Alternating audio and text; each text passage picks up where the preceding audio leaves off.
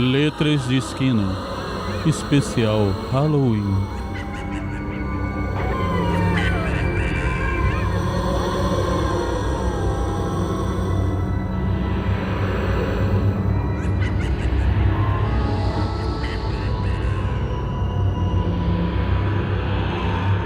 Olá pessoal, sou a Fernanda e aqui no Letras de Esquina apresento o conto Melodia Infecciosa, autor João Mateus, intérprete Hamilton Maverick.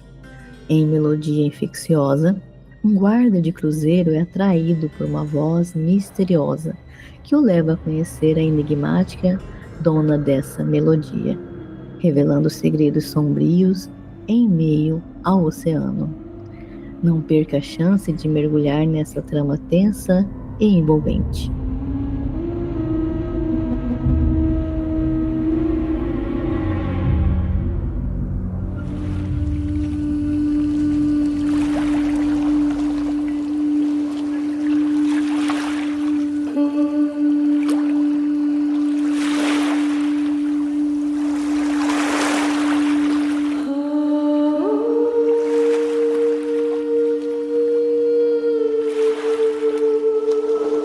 Melodia Infecciosa, João Mateus. A noite chegou mais rápido do que esperava. Era meu turno. Vesti o uniforme e fui fazer meu trabalho. Já era minha sexta noite como guarda de um cruzeiro. Estava louco para voltar para casa com o dinheiro. Como sempre, um trabalho sem emoção. O mais emocionante era ir para a parte lateral do navio, que ficava ao ar livre, apoiar meus braços naquele parapeito e admirar o vasto e comum oceano, escutando aquela voz doce da senhorita. Provavelmente do quarto a uns 3 metros atrás de mim. Cheguei a me perguntar o motivo de não ter nenhuma reclamação do barulho dos vizinhos. Fala sério, que pergunta idiota. É mais fácil dormir com aquela mulher cantando do que sem. Meu trabalho se resumia a isso. Andar um pouco pelo cruzeiro, olhar se não tinha nenhum casal sem vergonha fazendo sexo em locais públicos, ou um bêbado vomitando nos vasos de plantas.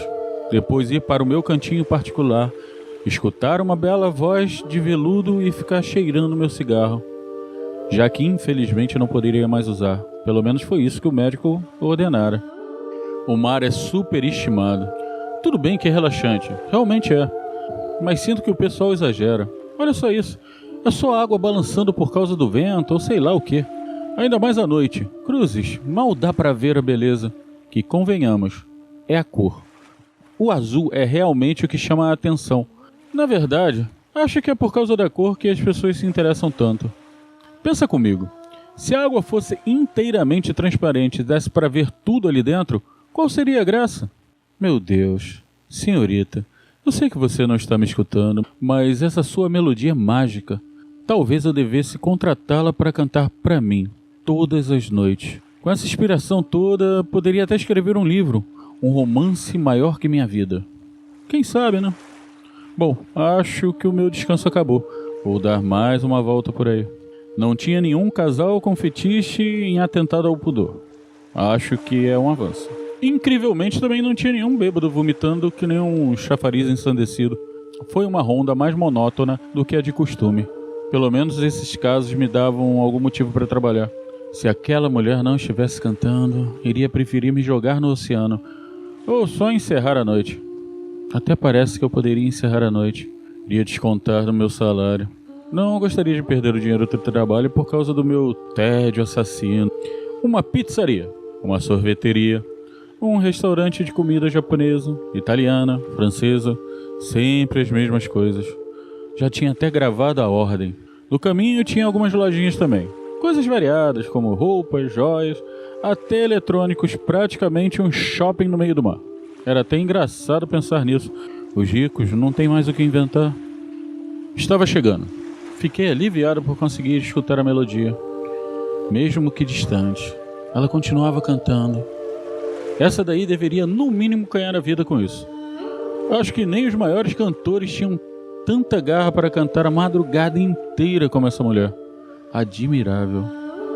Já até conseguia sentir a brisa. Respirar ali deixava o interior das minhas narinas geladas. E eu admito, gostava disso. Fiquei surpreso quando cheguei. Tinha uma pessoa no meu cantinho particular. Fiquei mais surpreso ainda quando notei que a melodia vinha daquela pessoa. Era tal mulher. Pensei em virar as costas e procurar outro lugar. Mas eu queria ficar ali, escutando. Então me contentei em não ficar exatamente onde geralmente ficara. Me apoiei no parapeito, tentei fixar minha visão no mar e os meus ouvidos na melodia. Porém, meus olhos ficaram com inveja dos meus ouvidos e se voltaram para a melodia. No caso, para a mulher. Cabelos aparentemente pretos, pele escura, a luz da lua parecia beijar a sua pele. A noite combinava com ela. Bruscamente parou de cantar. Você gosta da minha música? Disse a mulher. Você é a pessoa que vem aqui todo dia, não é? Ah, sim, sou eu. A senhorita tem uma voz maravilhosa. Espero não ter incomodado. Se quiser eu posso sair. Respondi. Não precisa. O senhor é funcionário daqui, não é? Sim, eu trabalho como vigia por aqui. Chega mais perto. A gente vai terminar acordando o povo se continuar falando alto desse jeito. Senhor vigia. Disse enquanto ria e gesticulava-me, chamando. Eu ri de volta e me aproximei. E meu Deus, ela era mais linda ainda de perto. Tão angelical quanto a voz. Aqueles olhos, o sorriso, me pegaram desprevenidos. Prazer te conhecer. Meu nome é Ligeia. O prazer é meu, me chamo André.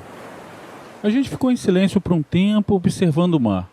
Às vezes me virava para olhar só mais um pouco para o rosto da Ligeia, com um pouco de medo que ela notasse e me achasse esquisito. O mar estava calmo, como se tivesse dormido. Não sou hippie, nem nada do tipo, mas eu sentia uma sutileza no ambiente. Talvez fosse a presença dela, independentemente do que fosse. Aquele momento tinha me feito esquecer até a minha situação, o que não durou tanto tempo quanto eu gostaria. Me desculpa se eu estiver sendo intrusiva, mas o que aconteceu com os seus lábios? Ligeia indagou. Não é nada. Eu tenho o costume de morder eles. Por isso está machucado, respondi. Sei. O silêncio voltou por um tempo. Porém, Ligeia acabou o cortando com outra pergunta. O mar está calmo. Você já tomou banho no mar de madrugada? Que específico. Falei rindo. Não, nunca tomei banho no mar de madrugada. Você está livre? Hã? Você poderia sair ou está em horário de trabalho? Eu entendi, só fiquei confuso. Está me chamando para tomar banho no mar? Tipo agora? Sim, eu ia chamar. Inclusive vou fazer isso agora. Pode vir se quiser, disse Ligeia, com um sorriso no rosto. Ela se virou e começou a ir em direção a uma das escadas que ficava na lateral do navio. Pensei em pará-la, dizer que não era seguro, até porque nadar fora do navio de noite era estritamente proibido. Mas não falei nada, o que fiz foi exatamente o que não deveria. A acompanhei até a escada, que desceu e me perguntou se eu iria também. E eu fui. A água morna tocava meu corpo como um casaco de algodão. Ela mergulhava, voltava para a superfície e sorria para mim. A luz da lua refletia sobre a água. Era lindo. Decidi mergulhar junto. Foi uma sensação libertadora, lúcida, com tons lúdicos, que deixava tudo aquilo melhor. Ligeia veio para perto de mim e colocou os braços em meus ombros, repousando as mãos em minhas costas. Se aproximou mais, sorriu para mim. Tinha a conhecido há poucos minutos atrás, não sabia como reagir ao que estava acontecendo. Fiquei parado e deixei se aproximar. Queria ver no que isso iria dar. Você é lindo. Sua boca estava a poucos centímetros da minha. Meu corpo parecia um vulcão, algo em mim gritava de alegria, prazer, gritava em desejo. Ligeia me beijou. Por um momento, minha boca não doía mais. Apenas por um momento. Eu estava com os olhos fechados, quando senti uma dor aguda me invadindo. Achei que fosse por causa da minha doença, mas quando tentei me afastar, minha língua estava presa entre seus dentes. Abri meus olhos. Encarei de frente os seus grandes e redondos, acinzentados como de um defunto. A pele negra tinha se tornado pálida, com um aspecto mórbido. Aquilo mastigava a minha língua como quem mastigava chiclete. Tentei me desvincular, mas era impossível. Era mais forte que eu. Fiquei consciente até o final. Uma mão puxando para cima, a outra para baixo, fazendo minha boca ficar escancarada, tanto que senti minha bochecha rasgar. Aquela coisa se jogou por cima de mim, com a cabeça grudada na minha, e me afundou. Eu senti tudo. A última coisa que vi foi o fundo do mar. Recheado de coisas como ela, também havia uma grande pupila, parecendo um estandarte, ao fundo do campo de batalha, observando tudo. A única testemunha.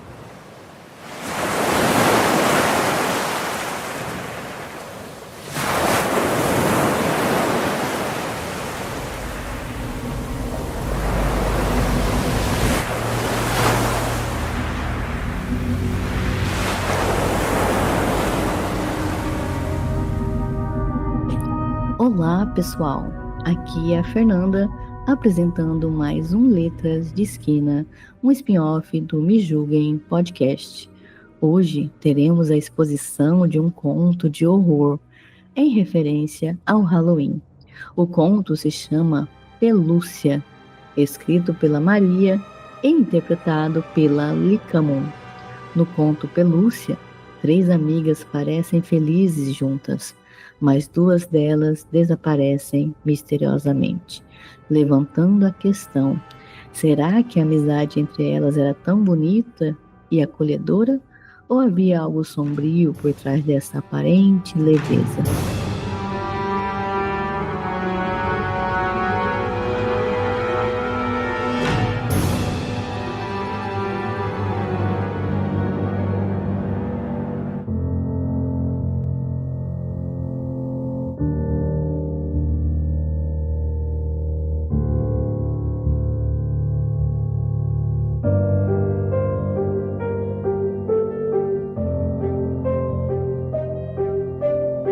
Tiffany, Cassandra e Kitty eram conhecidas por serem melhores amigas. Para quem as via de fora, era um trio perfeito. Você nunca veria as top 3 separadas. Tiffany, a típica patricinha mimada, era a mais popular e rica. Ela exibia seu charme por onde passava. Qualquer garoto caía diante de seus pés. Cassandra, arrogante e sarcástica, se divertia à custa dos outros. Ela era a mais interessada em adrenalina, praticava desde sempre esportes radicais. Kitty, tão mimada como as amigas, ela era a mais engraçada e certinha com os estudos. Elas se conheciam desde o colegial e continuaram amigas até entrarem na faculdade. As amigas adoravam se encontrar no shopping, comprar roupas e ir ao salão de beleza, tudo para manter a imagem de top 3. Em uma manhã de quarta-feira, Tiffany não apareceu na faculdade. Cassandra e Kitty estranharam, pois no dia anterior combinaram de, à tarde depois das aulas, fazer compras no shopping. As 2 amigas foram na casa de Tiffany, uma enorme mansão, e não encontraram em lugar nenhum. Foram à delegacia fazer uma denúncia. Detetive Clark, conhecido por sua perspicácia, foi designado para investigar o caso. Clark começou a investigar na escola o porquê Tiffany desaparecer do nada sem motivo algum. Juntamente com a força policial, interrogou aluno por aluno, professores e o diretor. Procurou algum resquício de alguma pista nos pertences pessoais de Tiffany em seu armário, porém nada. Ele então começou a investigar a casa. Os pais de Tiffany eram empresários bem-sucedidos e Clark começou a questionar se não poderia ser algum rival que queria se vingar por meio de Tiffany, mas tal teoria logo foi descartada. O detetive recolheu os pertences de Tiffany de seu quarto, um tablet, laptop, uma caixa de foto de viagens, um pendrive, uma câmera digital e uma escova com alguns fios de cabelo, caso precisasse reconhecer seu DNA. Cassandra e Kitty estavam arrasadas por sua amiga. Uma semana se passou e nenhuma pista havia aparecido. Detetive Clark não estava conseguindo montar tal quebra-cabeça. Sem pista, sem conseguir rastrear o celular e nenhum motivo para alguém que quisesse se vingar. E se passou 2 semanas do desaparecimento de Tiffany. Então Cassandra sumiu também. as coisas começaram a ficar tensas e complicadas. Clark já não estava mais conseguindo pensar. Estava frustrado por não conseguir nenhuma pista sequer. Decidiu ir então à casa de Kitty, já que ambas eram melhores amigas. Ele conversou um pouco com os pais de Kitty, que lhe contaram que a garota estava delirando já com o desaparecimento das amigas. Não conseguia mais comer e não saía mais do quarto para nada. Clark decidiu conversar com ela e era tudo muito repentino para a jovem. Ele foi até seu quarto e começou a tentar uma conversa. Kitty parecia pálida e assustada. Logo após algumas conversas com o detetive, ela disse estar muito preocupada, pois havia alguém querendo se vingar. Devia ser Ashley. Kitty disse para o detetive que era uma garota na qual as meninas começavam a brincar, zoar, então ela estaria se vingando uma por uma. O detetive Clark achou estranho a garota trazer essa informação só agora, porém de momento compreendeu que seria resultado do medo. Então ele foi até a escola e pegou o endereço da casa de Ashley. Ele a interrogou e ela lhe contou sofrer de bullying pelas meninas por não ser bonita, mas que não tinha nada a ver com o desaparecimento delas.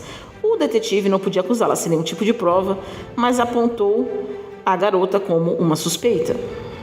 Já se havia passado mais de uma semana e novamente nada das garotas desaparecidas. Em uma determinada terça-noite, o policial estava em seu escritório da delegacia revendo os pertences das garotas. A sala estava escura, iluminada apenas pelo brilho pálido da tela do computador.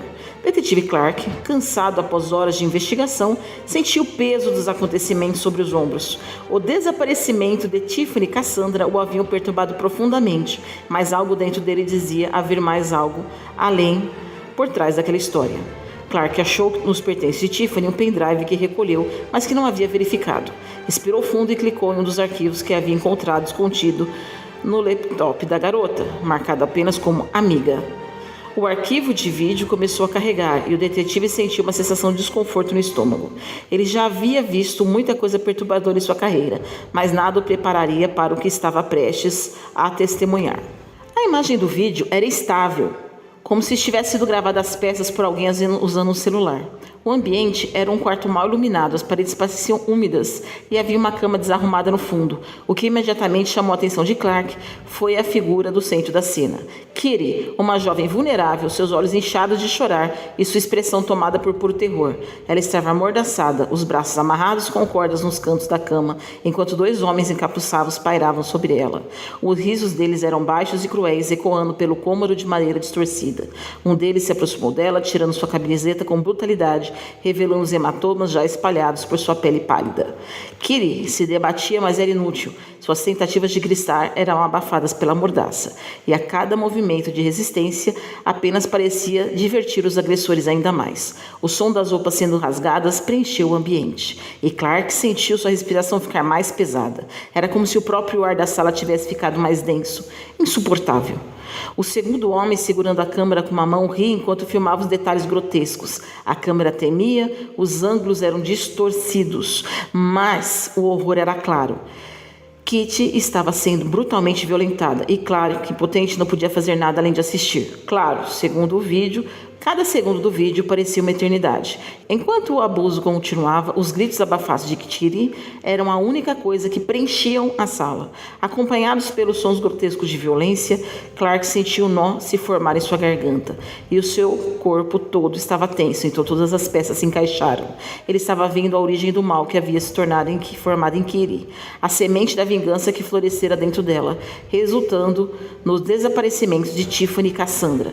Esse não era apenas um caso qualquer, era uma tortura física e psicológica de proporções inimagináveis, algo que havia quebrado Kitty por completo. O vídeo durava menos de 10 minutos, mas parecia interminável. Quando finalmente terminou, a tela ficou preta.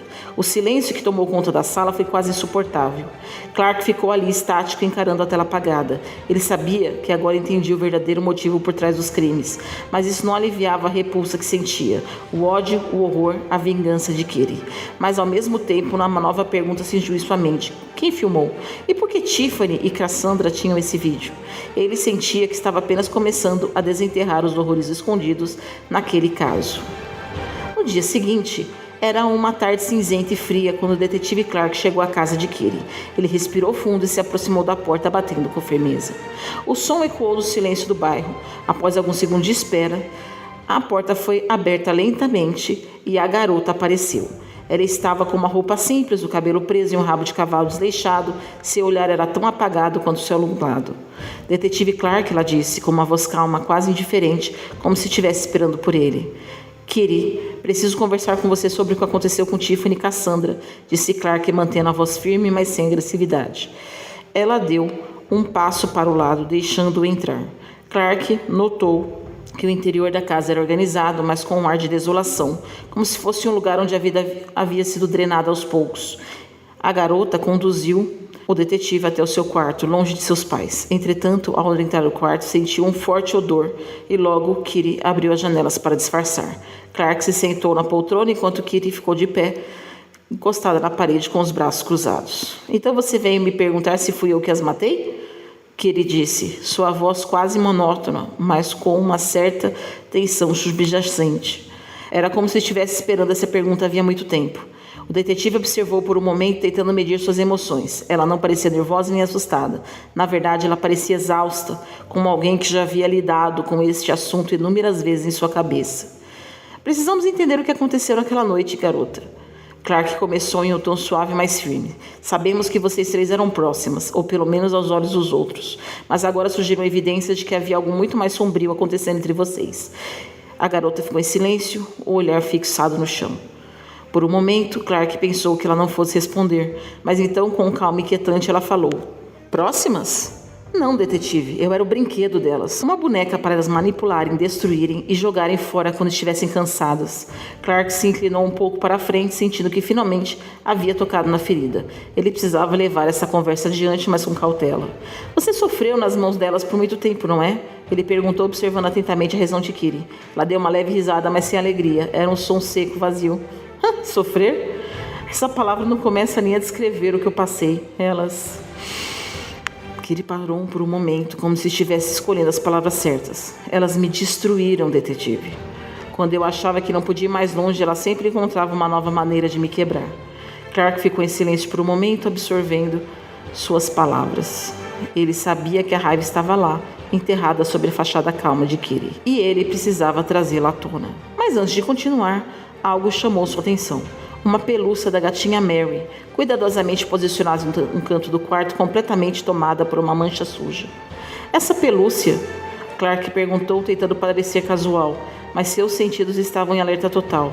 A garota olhou para o brinquedo e depois para Clark. Um sorriso lento e perturbador surgiu em seus lábios. Eu adorava essa gatinha, era o único traço de inocência que me restava. Clark sentiu um arrepio percorrer sua espinha. Aquela confissão indireta estava cheia de malícia, e ele sabia que a verdade estava prestes a emergir. Kitty, por que você fez isso? Ele perguntou com a voz agora um pouco mais firme. Por que você as matou? Ela se afastou da parede e começou a andar lentamente pelo quarto, como se estivesse ponderando sobre a pergunta. Quando finalmente parou, virou-se para ele, o rosto sem qualquer traço de remorso. Porque tudo tem um preço. Clark permaneceu em silêncio, sabendo que aquela era a confissão que ele precisava. A jovem diante dele não era mais apenas uma vítima, mas alguém transformada pelo ódio, consumida pela vingança. A investigação estava longe de terminar, mas agora ele sabia que Kitty tinha abraçado sua escuridão, e aquilo era tão aterrorizante quanto os próprios assassinatos que ela havia cometido. O detetive já sabia que a verdade estava diante dele, mas não imaginava a profundidade do horror que estava prestes a descobrir. Ao fim de sua investigação, todas as peças finalmente se encaixaram, mas o quadro completo era muito mais macabro do que ele havia previsto. Após a perturbadora conversa com a garota em sua casa, Clark se retirou para fazer uma ligação final para a equipe de apoio, mas algo não deixava partir completamente. Ele viu uma casinha no quintal, que foi mencionada brevemente durante a investigação. Sempre parecia um detalhe inocente, mas agora, com tudo que ele sabia, aquele lugar parecia o epicentro do pesadelo. Ele retornou à casa, agora com mandado de busca, determinado a colocar fim ao mistério. A noite havia caído e a atmosfera estava pesada. Ao ouvir a porta dos fundos, Kitty apareceu novamente à soleira da porta, dessa vez com uma calma que ele sabia ser sinistra. Ela sabia o que estava por vir. Kitty? Preciso que venha comigo, disse Clark, a tensão crescendo em sua voz. A menina apenas o observou por um momento antes de dar um pequeno sorriso. tão perturbador quanto todas as revelações que Clark havia coletado ao longo do caso. Ele sabia que ela tinha feito algo monstruoso, mas não estava preparado para a verdade completa. Eles caminharam em silêncio até a casinha que ficava à beira do quintal. Era um pequeno chalé, construído com uma aparência inofensiva. A menina havia dito aos pais que queria um lugar para estudar, um refúgio, mas agora Clark sabia que aquele espaço havia se tornado uma câmara de horrores. Quando chegaram à porta, Kitty não fez questão de resistir.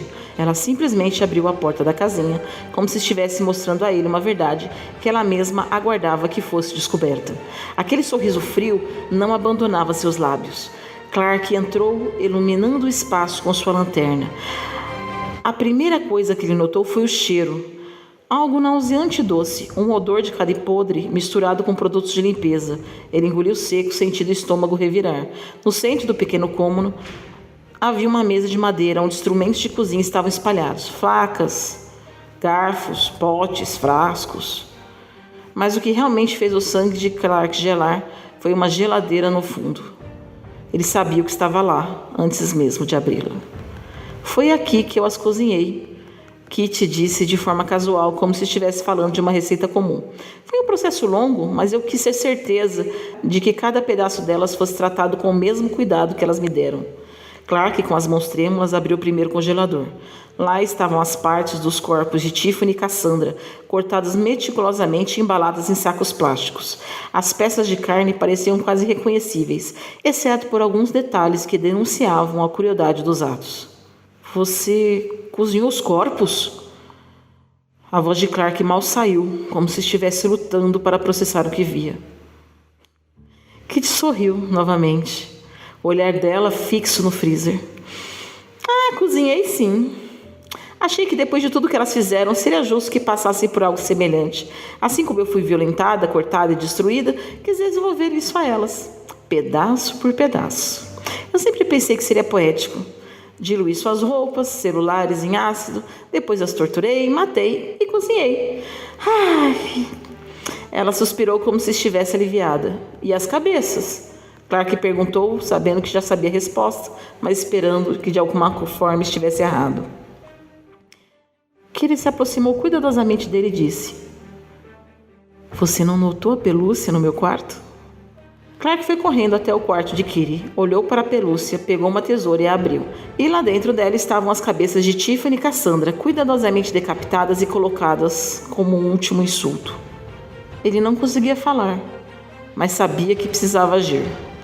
Quando o detetive voltou à sala do interrogatório para confrontar a garota com as provas que havia encontrado, ele sentiu o peso do horror que assistira nos vídeos. O silêncio do pequeno ambiente era perturbador, quebrado apenas pelo som dos passos de Clark ao entrar. A menina estava sentada calmamente, os braços algemados sobre a mesa de aço frio, o olhar vazio e distante, como se estivesse em outro mundo. Já na delegacia, o detetive sentou-se à sua frente, pousando uma pilha de documentos e o laptop na mesa.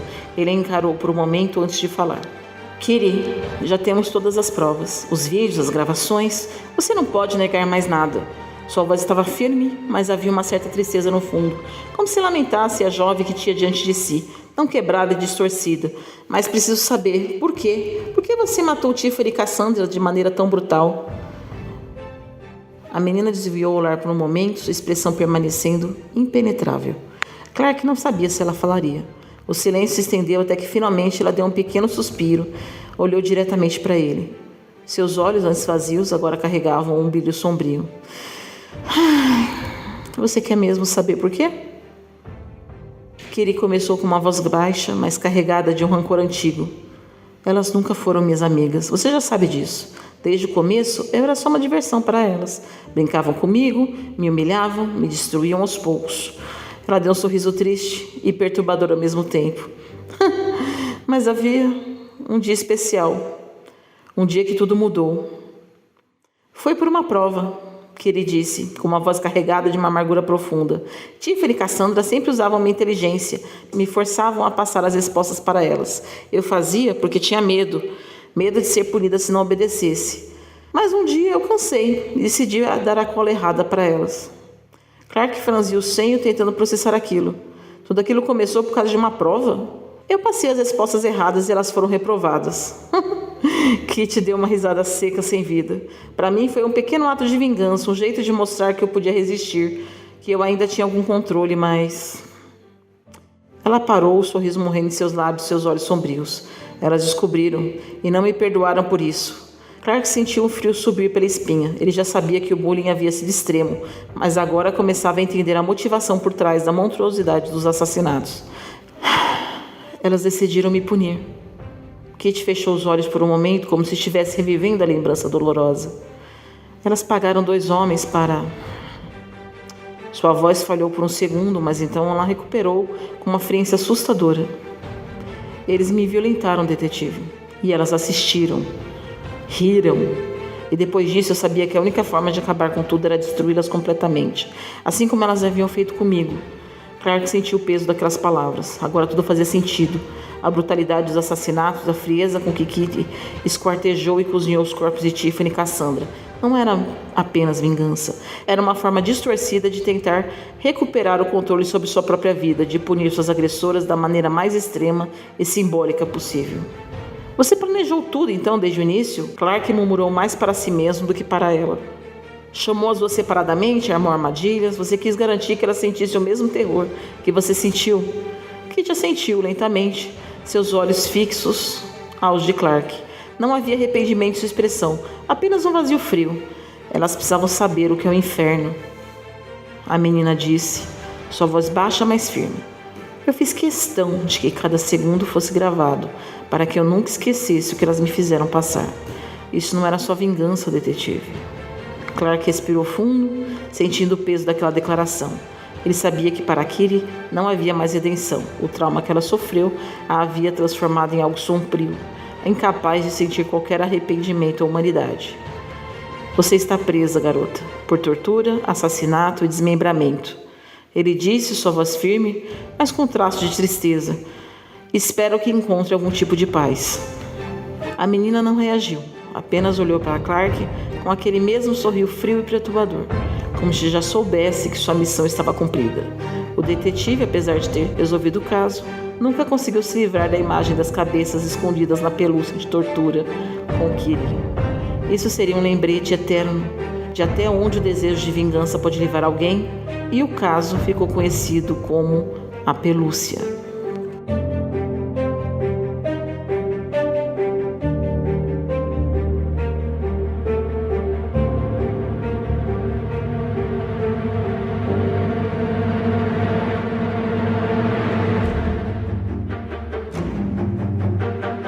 Olá, pessoal. Aqui é a Fernanda, falando para vocês direto do podcast Letras de Esquina, um spin-off do Me Julguem Podcast, um podcast acima de qualquer suspeita. Apresento a vocês um conto sem título, com a autoria da Giovana e com a interpretação da Cris Navarro. O conto aborda a história de Paola, uma menina que desde criança vê assombrações. No começo pareciam inofensivas, mas a partir de um certo momento, pesadelos e paralisia são uma constante em sua vida, sendo perseguida por um ser macabro que a chama Paola, Paola.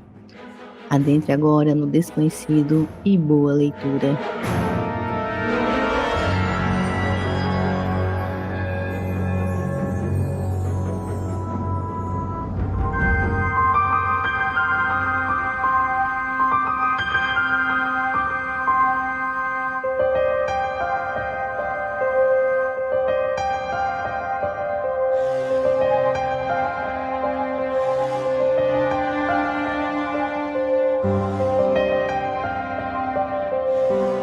Paola vinha sendo perturbada há vários anos, durante a noite, por diversas aparições que a acompanhavam desde criança.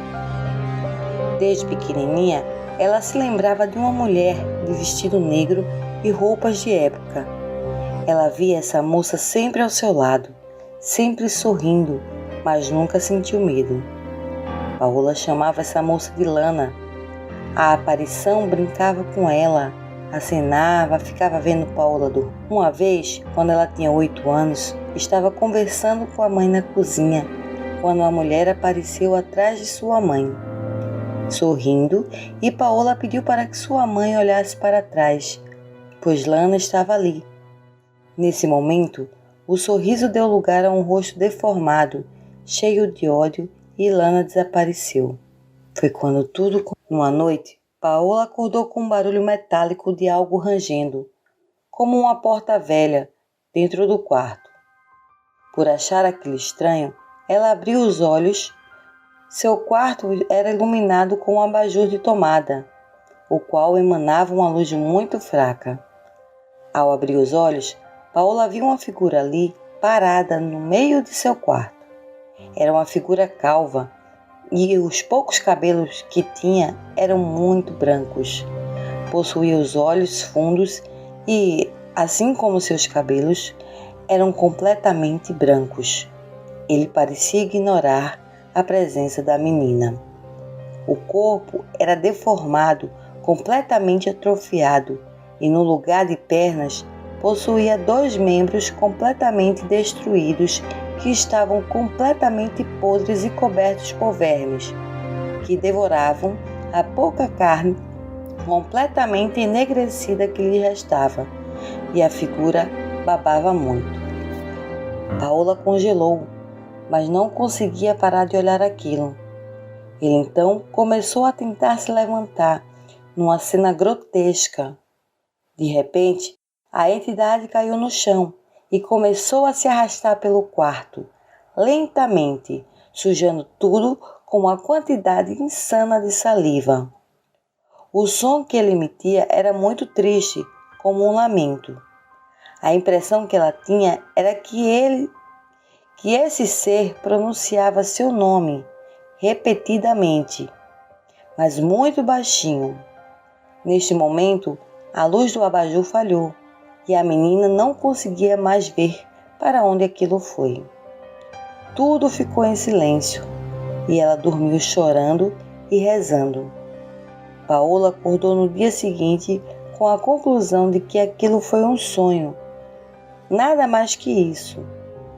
Como era filha única, guardou a aparição para si própria, pois não queria se lembrar daquilo. Os dias se passaram sem maiores intercorrências, fazendo Paola acreditar em sua teoria de que tudo não passara de um pesadelo. Uma noite, depois de seguir ritual de sempre, cama, celular, abajur de tomada, Paola resolveu dormir e instantaneamente se viu presa em uma paralisia do sono. Neste momento, sem poder se mexer, viu a maçaneta da porta do quarto se mover devagar, como se alguém estivesse tentando abrir. Quando a porta enfim se abriu, entrou novamente o velho, aquele de 1 ano atrás. Mas agora ele tinha um sorriso arregalado no rosto e olhava para ela. Inconfundivelmente era o mesmo ser, corpo velho e atrofiado, pouco cabelo na cabeça, olhos completamente brancos e profundos e pernas completamente desfiguradas. Ele se arrastava com muita dificuldade e se aproximava lentamente, sem piscar, com um sorriso no rosto. Quando o velho parou em frente a ela, novamente começou a tentar se colocar de pé, mas dessa vez Paola estava em paralisia do sono. Então ele se arrastou pelo chão e entrou debaixo da cama, sempre chamando pelo nome da menina. Mas agora ela conseguia ouvir algo novo, como "me perdoa", "desculpa", mesmo com a expressão de riso. Ele parecia estar chorando e babando muito. Quando o ser entrou debaixo de sua cama, ela tentou gritar, mas a voz não saía. Tudo ficou muito quieto. Alguns segundos se passaram e Paola viu que a mão ossuda do velho estava subindo pela sua cama e parou a milímetros dos olhos dela. Tinha cheiro de produto químico, algo muito forte que ela não poderia identificar. Ele então começou a subir na cama, mas nesse momento, como um milagre, Paola conseguiu voltar da paralisia e começou a gritar muito. Os pais entraram em seu quarto e ela precisou ser levada para o hospital. Nisso, a vida social da menina só piorou. Foi aí que ela começou a tomar remédios e vivia anestesiada às medicações. Depois disso, Paola não viu nada de sobrenatural até completar 14 anos, que foi quando seu psiquiatra recomendou que tirassem seus remédios. Apesar de não ver nada, Paola sempre sentia estar sendo observada. Sempre havia momentos em que tinha a impressão de que veria alguém no espelho do banheiro. Mas nada além disso. A avó materna de Paola, Dona Judite, então foi morar com ela nessa mesma época, que parou de tomar os remédios, e Paola fez questão de dormir em seu quarto com ela. Apesar da casa ser gigante e ter muitos quartos, a senhora era muito religiosa e quando a menina contou sobre suas visões e pesadelos, a ouviu sem julgar. Então, todas as noites antes de dormir, as duas se ajoelhavam ao pé das suas camas e a idosa lia a Bíblia, principalmente o Salmo 91. Elas sempre recitavam juntas o trecho: "Não temerás medo do terror de noite, nem da seta que voa do dia, nem da peste que anda na escuridão, nem da mortante que assola ao meio-dia. 1000 cairão ao teu lado e 10.000 à tua direita, mas nada chegará a ti." E nisso, a Paola sempre dormia em paz. Não via mais nada, nem tomava as más medicações, apesar da sensação estranha de estar sendo vigiada. Porém, uma noite depois da oração, a Paola foi dormir, sempre virada para a porta. E neste instante, a maçaneta do quarto começou a se mover, como tinha sido anos antes. Paola gelou, estava acordada. Por isso pensou ser sua mãe. Nisso, a porta se abriu e lá estava o ser idoso de anos antes. Ele entrou, dessa vez gritando o que nunca tinha acontecido. Esmurrava o chão, sempre berrando: "Paola! Paola!" E ao invés de lamentar, gritava com ódio, mas ainda com limitações na fala: "Desgraçada! Vadia! Vagabunda!" Ela se encolheu enquanto a entidade vinha entrando, mas ele parecia não ver a menina. Foi direto na avó. Com muita dificuldade, o ser ficou em pé com as pernas finas e trêmulas, quase inexistentes. Ele então começou a fazer algo que Paola só conseguia descrever como uma dança, sozinho. Dessa vez estava tudo tão real que realmente parecia ter um ser humano vivo ali. Até o tapete dela se moveu um pouco. Aquilo se movia com muita dificuldade, gritando: "Vem, Paola!" A menina chorava muito, cobriu a cabeça e começou a ficar com vontade de vomitar pelo cheiro que saía daquela entidade. Nisso, ele se calou e a menina não tinha coragem de erguer a coberta e ver o que estava acontecendo. Foi quando sua avó começou a soltar uns ruídos, como se estivesse roncando. Mas não era ronco. Paola, então, ela descobriu sua cabeça. Quando viu, o ser estava com o rosto colado no dela e a mão dele esticada no seu pescoço da avó. A cama da avó ficava longe, então aquela entidade estava com os braços muito esticados. Então aquele ser disse: "Paola?" Então a menina começou a gritar: "Não terás medo do terror da meia-noite, nem da seta que voa de dia, nem da peste que anda na escuridão, nem da mortante que assola ao meio-dia. 1000 cairão ao teu lado e 10.000 à tua direita, mas nada chegará a ti." Então sua mãe acordou e correu até o quarto. Paola estava sozinha, sentada, com as mãos em volta do próprio pescoço, se enforcando. A avó, vendo aquilo, começou a passar mal e precisou ir ao hospital. Depois desse último acontecimento, o sobrenatural começou a tomar conta da vida de Paola. Ela então passou a trancar a porta do quarto e as coisas aparentemente se acalmaram. A luz do corredor passou a ficar sempre acesa, bem como a luz de seu quarto.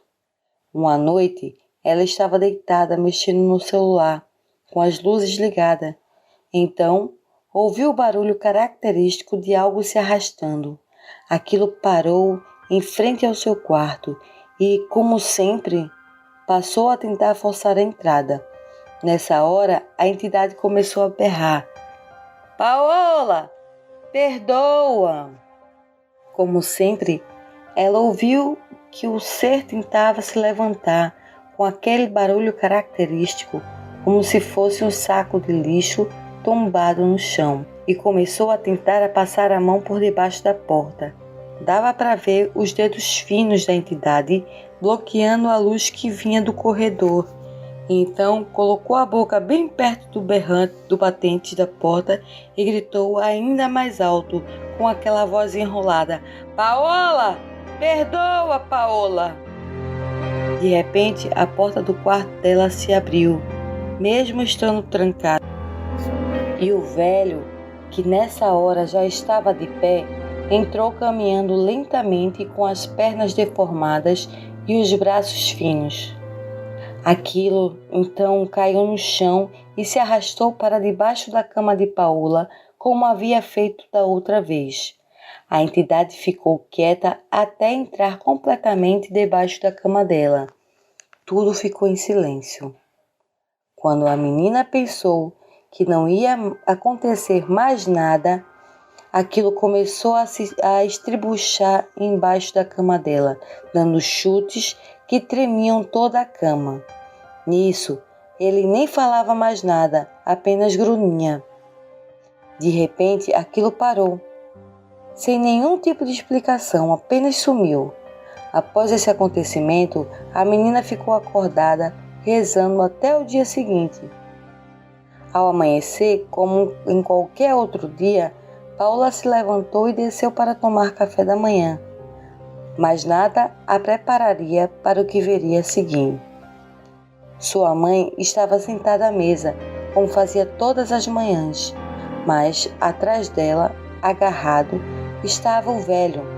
Aquele ser, com aqueles olhos profundos, estavam com a boca grudada no ombro dela, como se estivesse sugando. Enquanto Paola observava a cena com o coração disparado, sua mãe, que parecia completamente alheia à presença do velho, lhe deu um sorriso gentil, como se nada estivesse errado.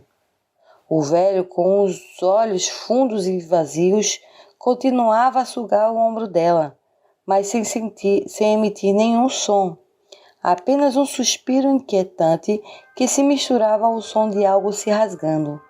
Paola sentiu suas pernas fraquejarem, o terror dominando cada fibra. De repente, o velho tirou a boca do ombro da mãe, deixando um buraco negro e profundo, e se virou lentamente para encará-la.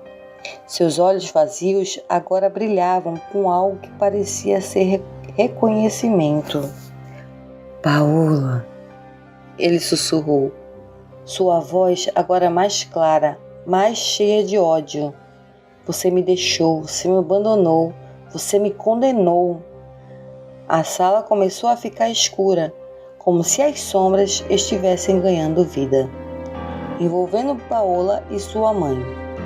O velho deu um passo em direção a Paola, seus pés podres deixando um rastro de vermes pelo chão.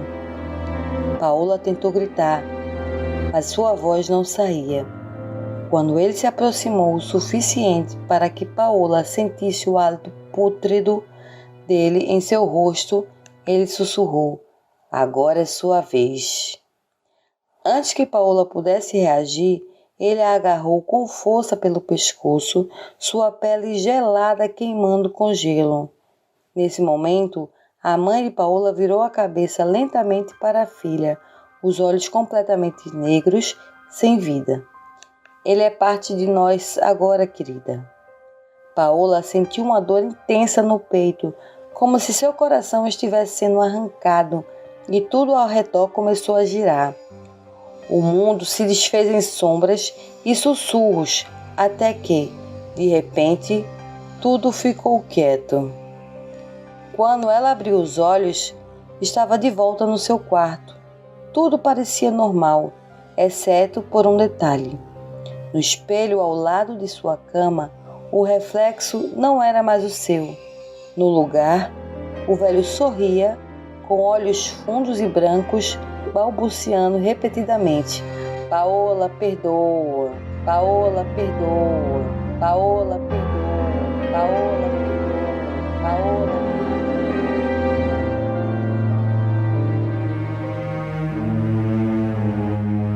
Olá, pessoal.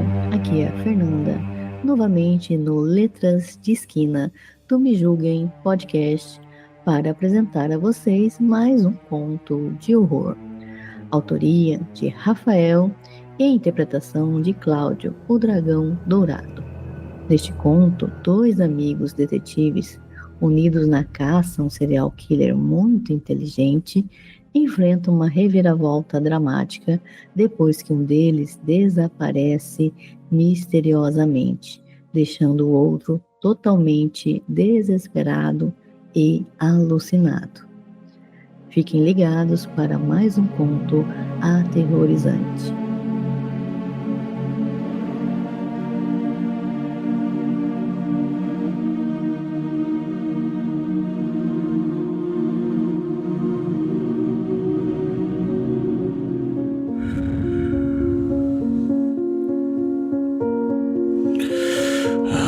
Faziam semanas desde que consegui dormir bem, até mesmo comer de forma adequada. Não porque estou sendo desleixado, depressivo ou parecido. Longe disso, na verdade. Mas porque meu amigo, meu melhor amigo e colega de trabalho está desaparecido. Nos conhecemos desde que éramos crianças. Estávamos na escola juntos, passamos por tudo juntos. Colegial, vestibular, faculdade, até mesmo trabalho. 2 jovens detetives ouvíamos pelos corredores que era no futuro daquela unidade policial. Estávamos investigando um caso juntos, um serial killer. Não que fosse algo realmente incomum, pelo contrário, mas com ele era diferente. Ele não tinha preferências óbvias, mulheres, homens, crianças ou idosos. Não, ninguém escapava. Cartazes de procuras estavam espalhados por toda a grande capital. E mesmo assim, pessoas morriam de formas brutais. Se era a fama que ele queria, isso com certeza é algo que ele tinha. Todo o país falava sobre ele, todos os jornais. Em questão de semanas, ele virou o criminoso mais procurado do planeta. Centenas de vítimas. E ele era brutal. Como se fosse um animal. Algo assim, meramente parecido com uma besta. Os policiais estavam em desespero. Era como se fosse um jogo em que eles estavam perdendo. E cada vez que perdiam, uma pessoa morria. E em cada corpo uma pista era deixada, como se esse maníaco quisesse ser encontrado. Era tudo tão divertido e sádico. Estava sentado em minha mesa cheia de papéis amassados, xícaras sujas de café. Já não sabia o que fazer. Olhava o relógio na parede, que a essa altura fazia um barulho infernal.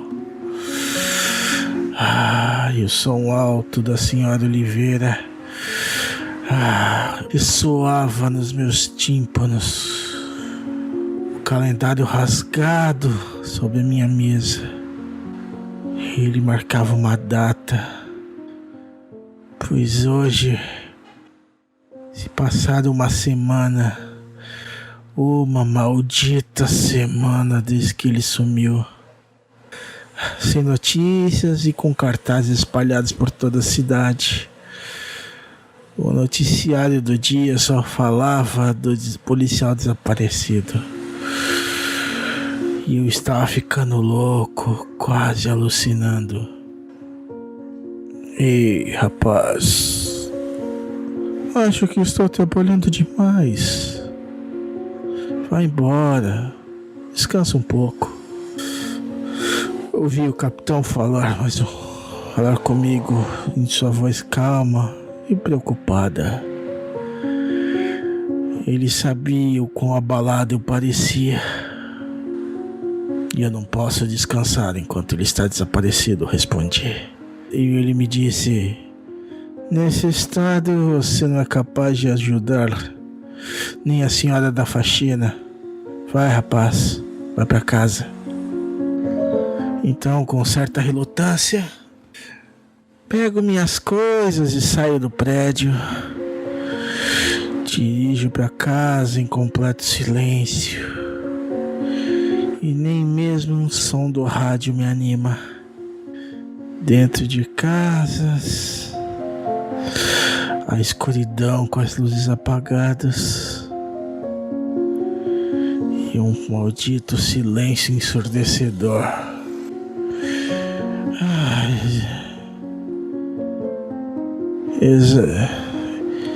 Deito na minha cama, com os olhos virados para o teto,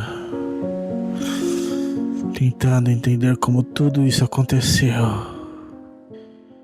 E no meio dos meus pensamentos, dos meus devaneios,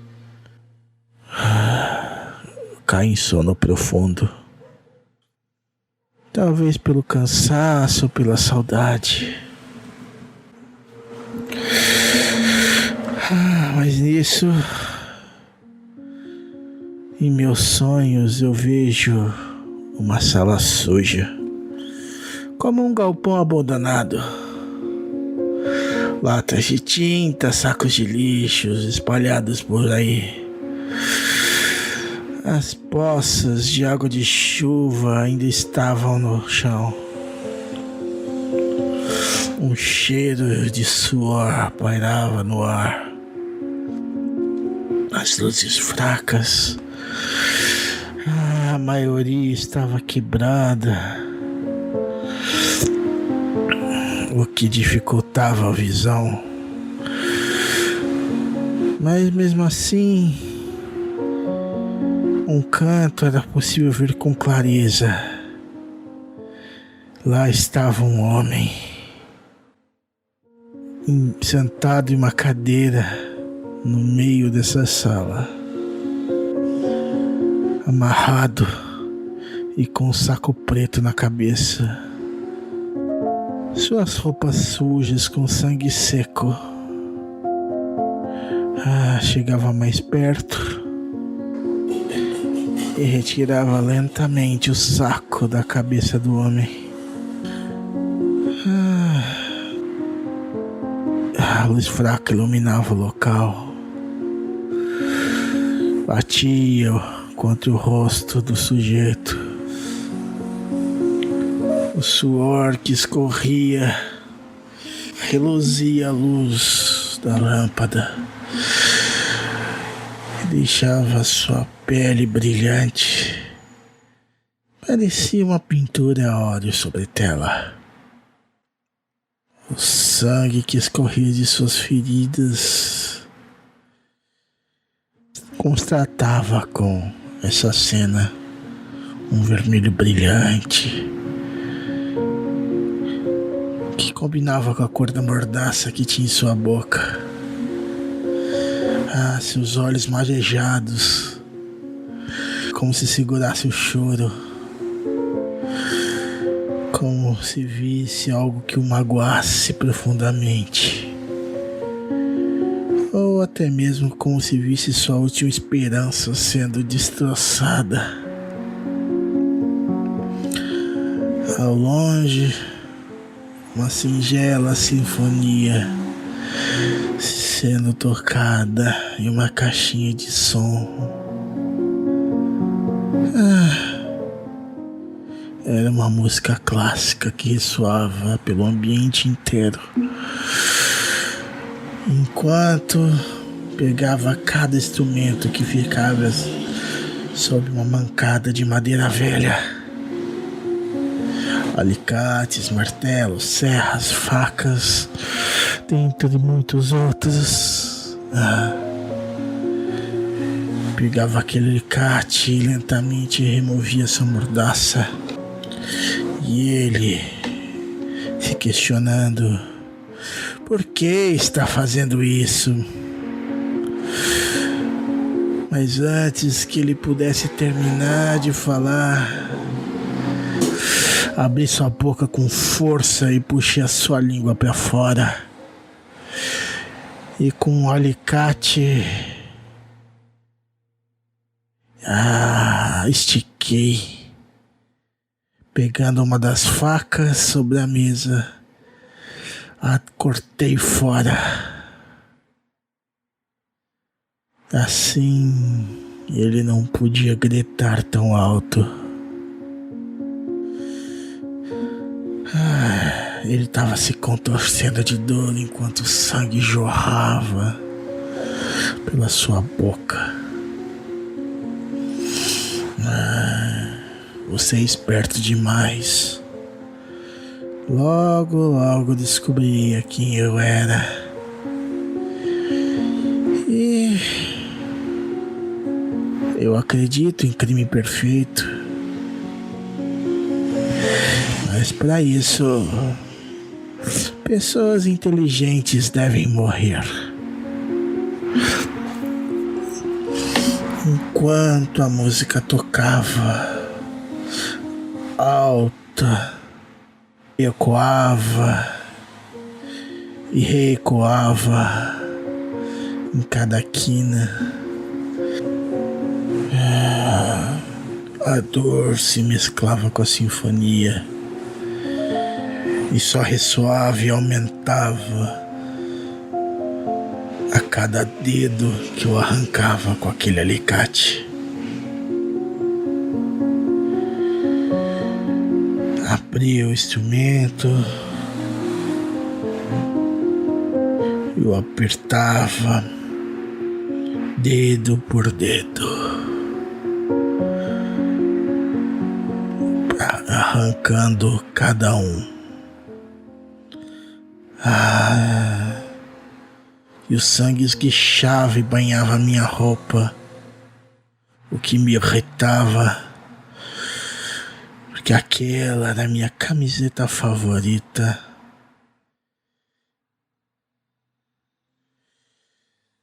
Só usava em condições especiais. E continuava arrancando os dedos enquanto ele gemia de dor. E com isso o prazer só aumentava. Sentia cada meu pelo do meu corpo arrepiar com seus gritos. Chegava até a ser excitante. Sabe, nada disso precisaria ter acontecido. Mas você é inteligente demais. E pessoas inteligentes estragam os meus planos. Obviamente você não ia descansar até achar o culpado, não é? Então eu fui e te achei primeiro. Dizia enquanto eu estava pegando o martelo. Num movimento rápido, martelei o que sobrou de sua mão. arrebentando cada osso ali. Seus gritos abafados eram quase inaudíveis por causa desta música. Sempre amei Beethoven. O choro misturado com suor e sangue deixavam sua pele tão viva, como se fosse uma pobre ovelha junto a um lobo muito mau e faminto. Olhava para sua face e via sua boca tentando uma súplica. Como era patético. Ele sabia como que não tinha como sair vivo. E tinha outra coisa. Estava tão divertido. Por que ele queria ir embora tão cedo? Seus olhos ficavam pesados, como se fosse desmaiar. Mas não teria graça se eu deixasse isso acontecer. Não teria graça. E ele não ia ver o espetáculo que estava por vir. Não ouse dormir enquanto eu dizia, enquanto socava sua cara. O sangue que saía do seu nariz quando eu quebrei se misturavam com a boca e viravam a minha obra-prima.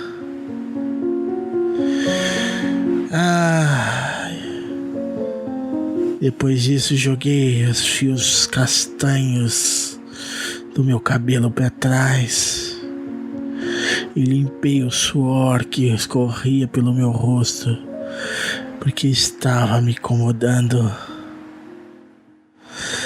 Por que está tão sério? Eu dizia. Não está se divertindo? Então deixa que eu resolvo isso. Enquanto passava meu dedo por todas as facas que estavam sobre a mesa. E parei numa especial. Uma tão afiada que até o ar cortava. Um lindo presente de um amigo especial.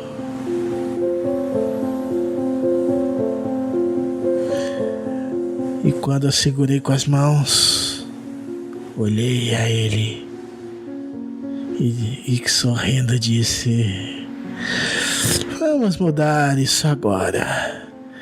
Deixa eu colocar um lindo sorriso nesse teu rostinho lindo.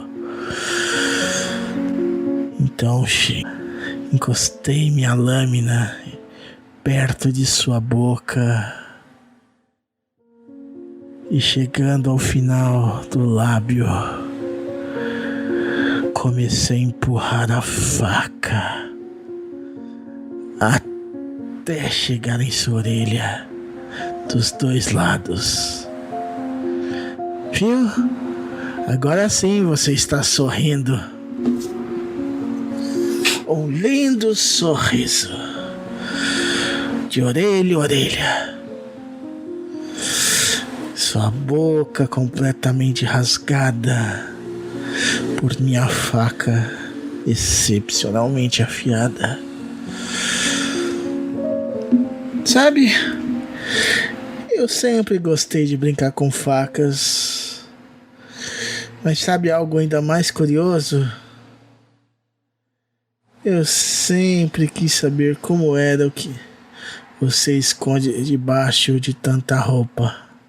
Somente passando a lâmina pelas roupas, o tecido ia se cortando como se fosse manteiga, deixando o seu corpo de policial jovem a mostra, tão bem definido, tão bonito, Eu queria ver mais. E numa passada rápida, os botões da calça caíram lentamente, deixando-lhe só de cueca à mostra. E meus olhos brilhavam. Não achei que fosse tão grande. Então vamos brincar.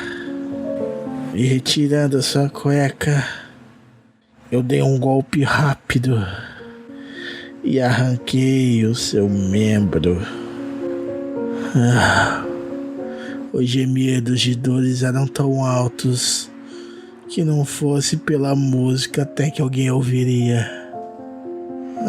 Eu olhava de novo a minha mesa e vinha bastantes brinquedos. Qual eu ainda não tinha usado, até que me fixei e exclamei: e se eu usasse essa serra? Gostou da ideia? A peguei e eu liguei. Seu barulho era irritante, ecoava nos meus ouvidos. Mas os grunhidos de dor deles eram mais altos. O contato da serra com o osso da perna era tão gostoso de se ouvir. Primeiro foi dedo por dedo, agora passava pelos teus pés, cortando-os. Desmembrava aquele corpo tão lentamente, até que de fato não aguentasse mesmo e morresse ali, por dor, por perca de sangue. Mas até ainda ele não faleceu. Ele era tão forte. Acho que ninguém mais aguentaria tanto. Sem línguas, dedos, suas mãos estraçalhadas, pés e braços faltando, e até sem seu pau. O que mais? Alguma dica? Que sem educação nem me respondia. Esses convidados estavam ficando cada vez piores. Seus olhos estavam cada vez mais pesados. Iria desfalecer e morrer a qualquer momento. Então peguei minha faca e agilizei o processo. Morre logo. Você já está sem graça. E com a minha faca favorita cortei seu pescoço, decepando a sua cabeça. Morra sozinho, filho da puta. Nunca gostei que fosse mais inteligente do que eu. Nisso acordei num salto, não assustado ou algo do tipo. Eufórico, talvez pela saudade. A saudade fez isso com a gente, nesse sonho tão vívido, que chegava a ser surreal, até minha garganta se ressecara. Enquanto eu descia as escadas até o andar de baixo para poder beber água, meu celular vibrou com algumas mensagens do capitão. E só de ler a primeira senti meu peito doer. Havia encontrado meu amigo. Ele estava morto. E a descrição era como eu sonhei. Corri para o local o mais rápido que pude. Chegando lá, vi o estado como seu corpo estava. Senti uma lágrima escorrer pelo meu rosto. A garganta fazia um nó. Achava bem convincente chorar em uma ocasião dessas, afinal de contas, ninguém poderia suspeitar que eu era o assassino do meu amigo. E nada daquilo realmente foi somente um sonho. Eram apenas lembranças doces. Um TBT. Que saudade do meu amigo. Mas ele era inteligente demais. Um brinde ao nosso negócio. Só toma cuidado para não ser o próximo a ser enterrado vivo.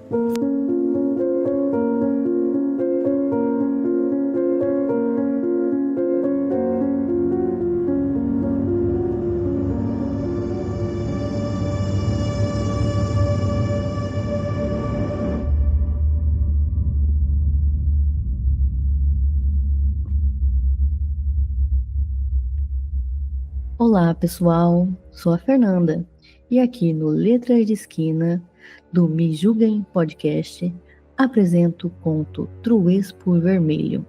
Autora Marília Gabriela. Intérprete Ana Lady Sif. No conto Truespo Vermelho, Joseph James, um ator de filmes adultos, se prepara para sua última gravação antes da aposentadoria, mas se vê envolvido em horrores desconhecidos ligados a Truespo, uma droga perturbadora que revela segredos de seu passado. Fique agora com mais este conto de horror.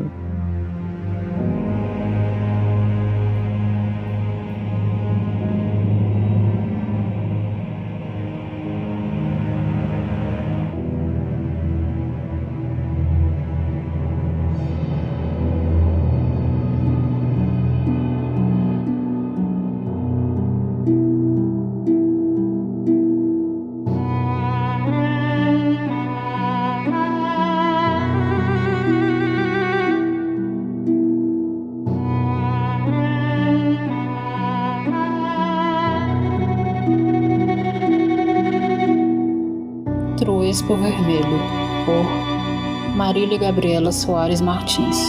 Essa maldita história é sobre um homem de 52 anos, levemente grisalho, de pele branca pontilhada por algumas sardas, feições lívidas, corpo esguio de 1,83 m, mas de ombros largos e olhos fundos, rodeados por uma sombra cinza que se foi atenuando com o tempo. Joseph James atuava na indústria pornô. Também não via problema em vender substâncias ilegais, desde que financiasse meios para continuar vivendo bem. Se sentia mais confiável quando estava na presença masculina. Talvez em virtude da criação integralmente paterna. Infelizmente, seu progenitor o deixou há 20 anos, vítima de um acidente de carro por embriaguez. Joseph tinha lembranças da mãe, mas nunca se afeiçoou por aquela mulher. Sempre a via gritando com seu pai, ou até mesmo atirando os móveis em cima dele. Cresceu ouvindo sobre a importância do trabalho, mas, quando criança, não entendia a dinâmica dos pais, sendo que o genitor saía todos os dias para trabalhar e sempre virava uma discussão diferente, quando ele voltava em altos horários, cambaleando pelos fundos do quintal.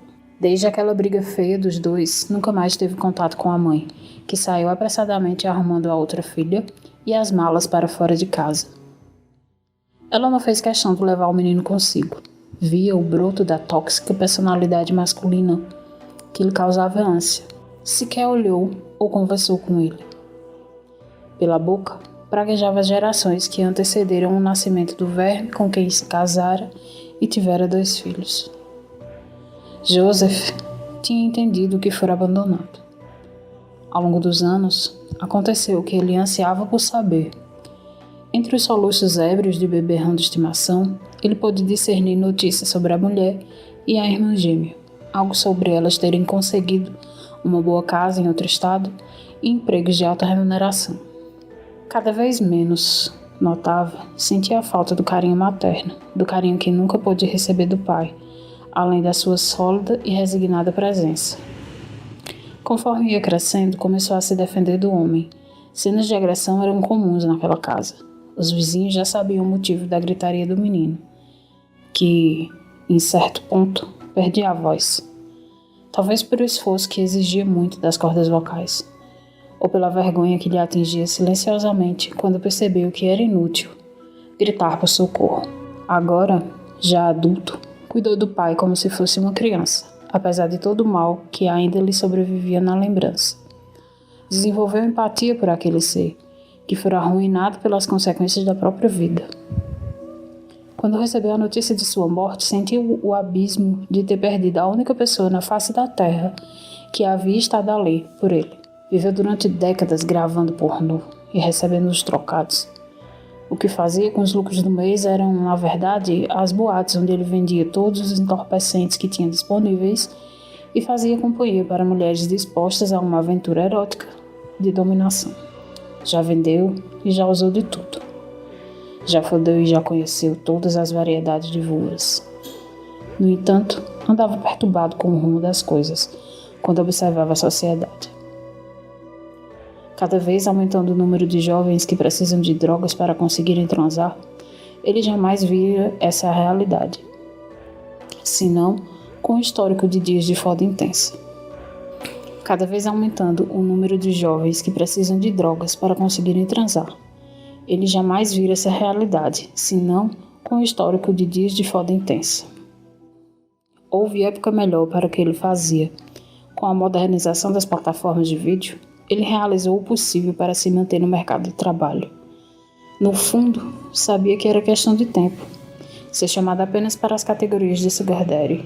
Falar sobre o rumo das coisas era o seu hobby favorito. O assunto era parte do ritual da mesa de aço amarela com 4 lugares na entrada do bar do Seu Manuel.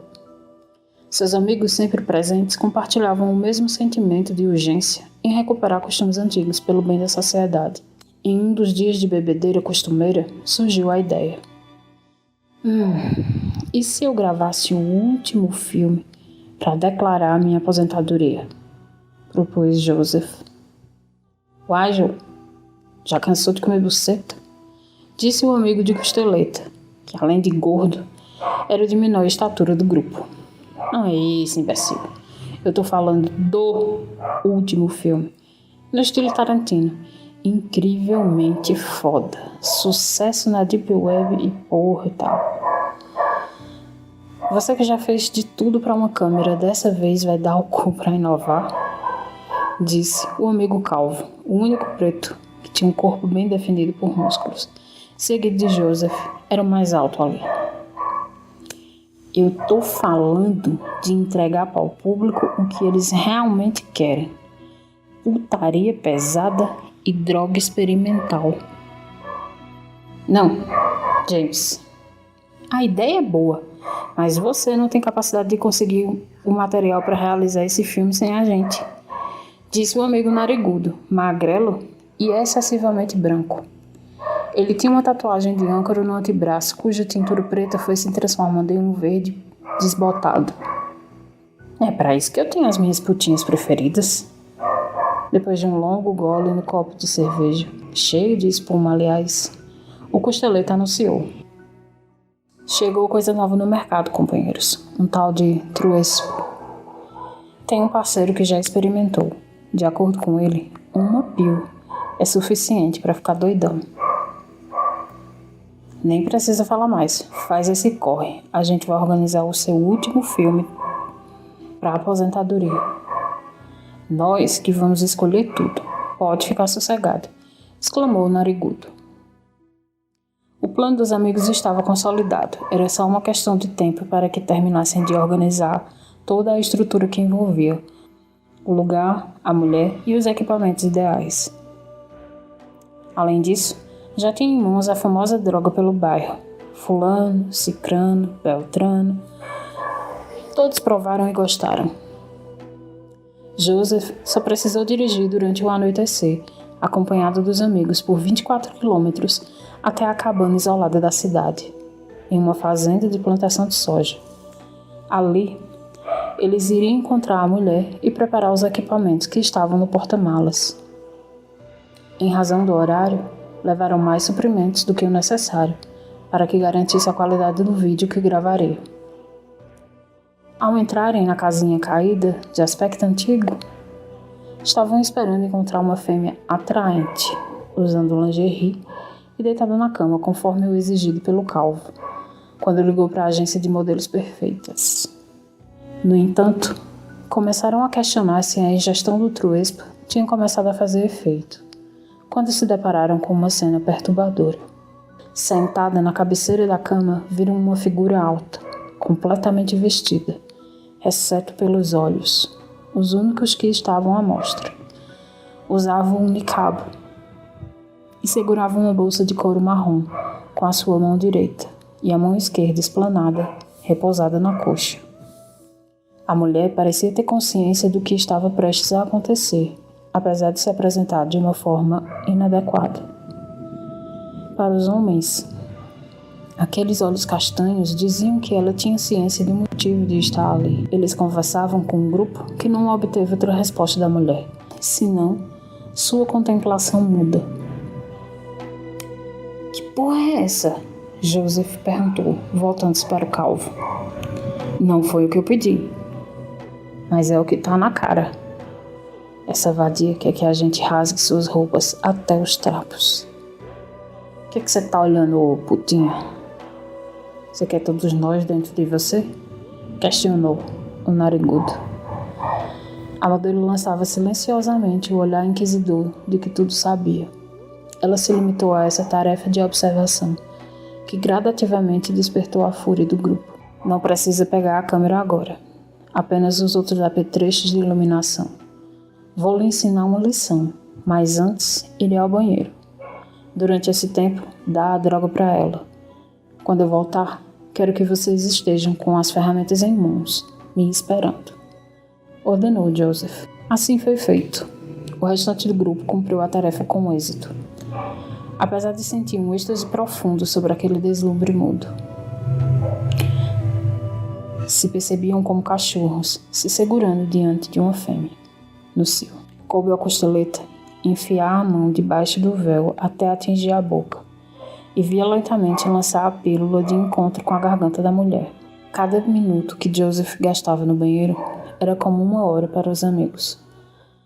Até que, fracassando diante dos próprios impulsos, o calvo deu um passo adiante, seguido por um murro no rosto da modelo, enquanto gritava: "Fala alguma coisa, vadia!" Após o impacto, voltando lentamente o rosto para o centro, mas ainda não mudando de atitude. O olhar em resposta foi diferente. Ele dizia que o momento tinha chegado. Da mesma forma, o outro integrante do grupo que havia saído do banheiro fumando um cigarro.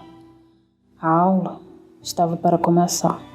Eles deixaram o véu superior que cobria o rosto. A única alteração foi a vontade de também cobrir os olhos. Era insuportável, alta, a mensagem que eles diziam. O narigudo rasgou uma tira da vestimenta que cobria as pernas, formando uma faixa para cobrir aquela visão. Ao se aproximar do rosto, porém, os olhos se arregalaram num deslumbre psicodélico. Estavam até onde a pálpebra permite, completamente escancarados. Por um instante, eram formados de matéria ocular normal. No outro, transformaram-se em 2 bolas brancas, grandes e vazias, extintas de íris e pupila e alma.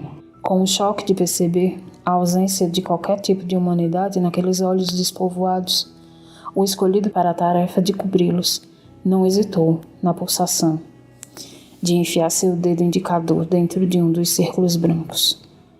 Ele sequer percebeu a própria atitude, até que seu dedo estava completamente dentro do globo ocular, que foi rasgado de forma violenta. Os seus amigos, pegos desprevenidos diante do ato, sentiram-se com os poros eriçados ao ouvir o urro gutural de martírio que a mulher libertou das entranhas.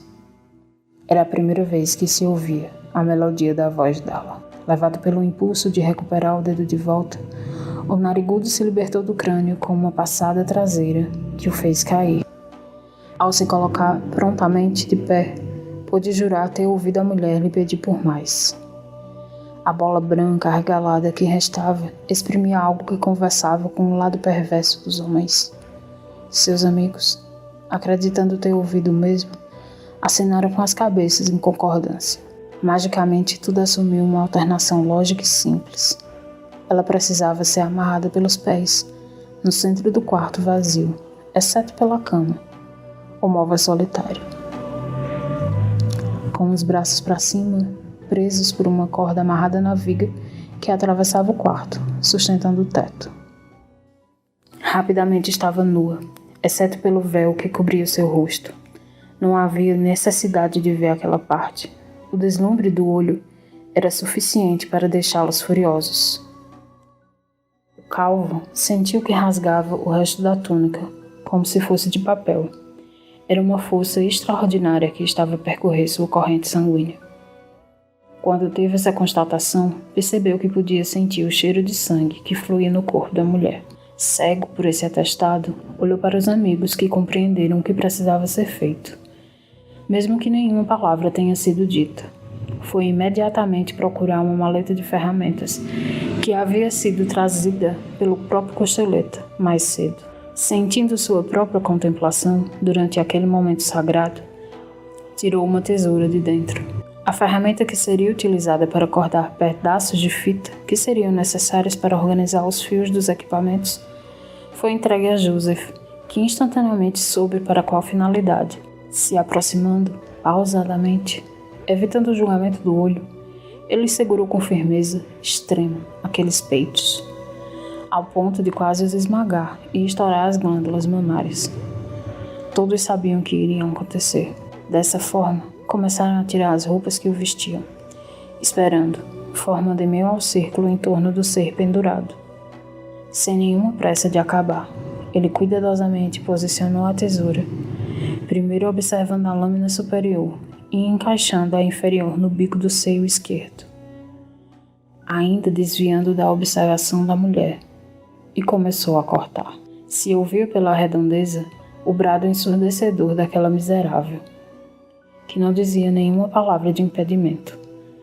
Sem hesitação e motivado pelo coro de alegria do restante do grupo que se enchia de excitação enquanto começava a tocar o pêndice, depois de cortar um, foi a vez do outro. Sangue vivo jorrava pelos seios, sangue quente, amargo e contaminado pelo mal daquele sexo, condenado a sofrer eternamente a lenta agonia do martírio. O líquido vermelho serviu de lama para aqueles porcos que se banhavam enquanto soltavam gargalhadas estridentes e palavras de comemoração. Enquanto a substância vermelha galfava da mulher, eles fizeram o que queriam. 2 batiam, 2 metiam, e dessa forma iam alternando. A mulher manteve o olho fechado o máximo que pôde. Sabia que a visão os deixaria irados. Apenas de sentir que não iria acabar tão cedo, era em vão tentar desistir. O problema foi quando o Costeleta achou que o tinha visto. Aputo olhando de forma intimista. Foi o que motivou a fazer isso. Assim que teve a ideia, todos já sabiam, salvo Joseph, que ficou parado, encarando o amigo, buscar nos fundos da cabana um facão de jardinagem. Calvo, Narigudo e o Costeleta formaram um círculo, como guiados por uma sincronia demoníaca, para desamarrar a mulher e a deitar na cama.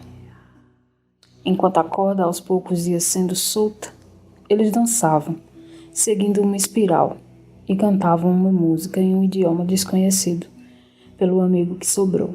Aquela sinfonia provocava um sentimento de nojo em Joseph. Da mesma forma, a coreografia da dança macabra. Tendo feito essa performance repugnante, analisando a mulher deitada na cama, ainda sangrando, o calvo segurou o topo da cabeça dela, enquanto o restante firmava o corpo para que o Costeleta desse o golpe final e admirasse seus amigos, que arregalaram os olhos e sorriam com dentes excessivamente à mostra e com a língua para fora. Foi preciso apenas uma pancada para que no minuto seguinte a cabeça estivesse fora do corpo. Joseph sentiu a dor na própria espinha e novamente lhe veio a náusea. Apesar de ter escondido dos amigos, Assim que chegou na cabana, tinha vomitado parte da droga que tinha ingerido. Não conseguiu permanecer em pé com suas pernas. Aquilo tinha saído totalmente do controle, pensava. Percebeu que já não fazia mais parte da consciência coletiva que a droga tinha provocado. Vomitou uma substância verde ali mesmo. Sentia seu coração acelerado. Testemunhava seus amigos alucinados, tomados pela euforia e o prazer de comer aquela coisa. Jogaram a cabeça em algum lugar do cômodo vazio, mas continuaram com o ritual perverso. Joseph não sentiu sua perna responder. Permaneceu jogado no chão em posição fetal, assistindo seus amigos invadindo todos os orifícios que ainda estavam quentes. Ficou ali, documentando os impulsos primitivos de homens que começaram a consumir a carne crua da coisa. Não acreditava no contemplar horrendo que passava diante dos seus olhos. Via animais, transformações humanoides corrompidas pelo desejo do consumo literal. Ouviu o barulho que a mastigação causava. O sangue escorria pelo queixo e os cantos da boca dos demais. Mas o que acontece, meu caro leitor, é o seguinte. Como a presença de vitamina A na carne humana, é considerável que precisa que o coração bombeie mais sangue para auxiliar no processo digestivo. Por isso, consumir carne humana, até mesmo em situações extremas de sobrevivência, não é o indicado. Depois de ter resgatado uma antiga aula de biologia da memória, Joseph percebeu que saía sangue dos olhos dos amigos, mas eles não paravam de estraçalhar e devorar o corpo em estado inicial de decomposição. Ele podia dizer que demoraram mais 3 minutos, mas não podia confiar no sentido da sua sensação de tempo. Ele podia dizer que demoraram 3 minutos, mas não podiam confiar na sua sensação de tempo. Podia ter sido 3 segundos, horas ou semanas. Mas foi o suficiente para que ele pudesse ouvir os corações dos amigos explodirem, fazendo com que caíssem duros no chão, já mortos. Começou a chorar sem medida. Percebeu a sobriedade chegando e o grau de perturbação de que tudo aquilo tinha sido. Mordia a própria língua. Era um sintoma do remanescente da droga. Jamais tinha visto algo assim. Truespo. Estava escrito no ziplock. Ainda deitado, tentando enxergar por entre as lágrimas, percebeu que o nome da droga era um anagrama para estupro. Com a consciência acabada sobre o que é certo ou errado, alcançou a bolsa de couro marrom que a coisa havia trago. Com a consciência acabada sobre o que é certo e errado, alcançou a bolsa de couro marrom que a coisa havia trazido, numa tentativa de ter a chance de ser humano outra vez. Quando abriu a bolsa, encontrou 3 coisas.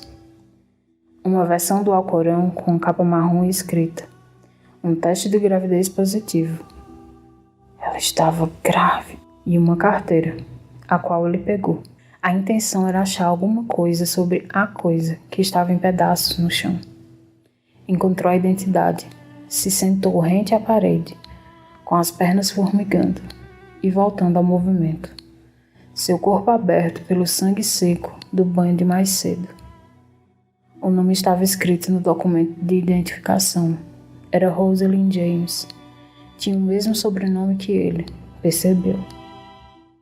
Mas Joseph não contava que ela tinha nascido no dia 5 de outubro de 72, exatamente no dia do seu aniversário. Não pode ser, não pode ser, não pode ser. Suspirou, sentindo as lágrimas que abarrotaram seus olhos mais uma vez. A gente acessa o coração e, consequentemente, as emoções pelas memórias? Ou será que o coração faz as memórias explodirem na parte frontal do cérebro?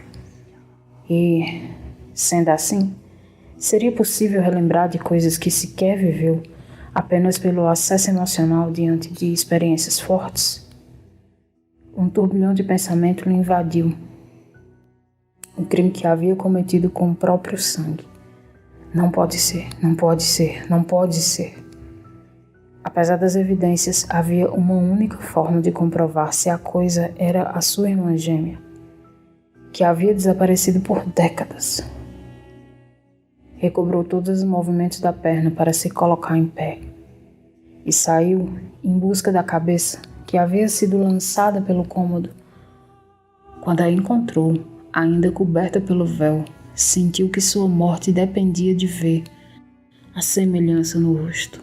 A visão turva foi ficando avermelhada, mesmo sem a ação de descobrir aquele crânio. Finalmente reuniu a coragem e puxou. Olhou, parou de respirar. Era ele, era ela.